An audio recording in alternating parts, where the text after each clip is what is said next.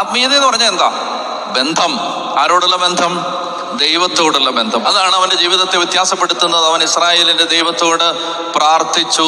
അവൻ പ്രാർത്ഥിച്ച പ്രാർത്ഥനയ്ക്ക് 4 ഭാഗമുണ്ട്. നല്ല പ്രാർത്ഥനയാണ്.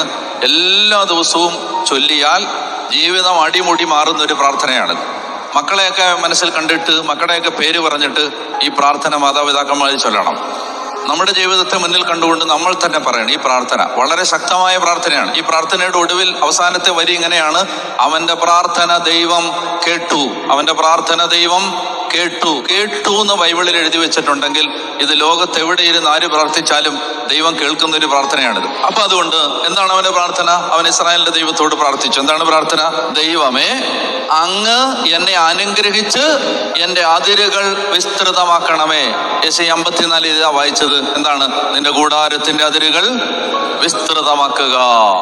ഇതാണ് അവൻ പ്രാർത്ഥിച്ചത്.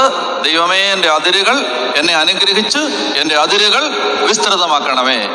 പിന്നെ അങ്ങയുടെ കരം എന്നോടുകൂടി ഇരിക്കുകയും സകല വിപത്തുകളിൽ നിന്ന് എന്നെ കാത്തുകൊള്ളുകയും ചെയ്യണമേ. 4 കാര്യങ്ങൾ.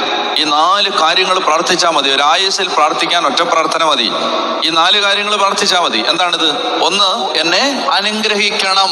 ഒന്നാമത്തേതാണ് എന്നെ അനുഗ്രഹിക്കണം. 2, എന്റെ അതിരുകൾ വിസ്തൃതമാക്കണം. 3, അങ്ങയുടെ കരം എന്നോടുകൂടെ ഇരിക്കണം. 4, വിപത്തുകളിൽ നിന്ന് എന്നെ കാത്തുകൊള്ളണം. ഈ 4 കാര്യങ്ങളാണ് യാബസ് പ്രാർത്ഥിച്ചത്.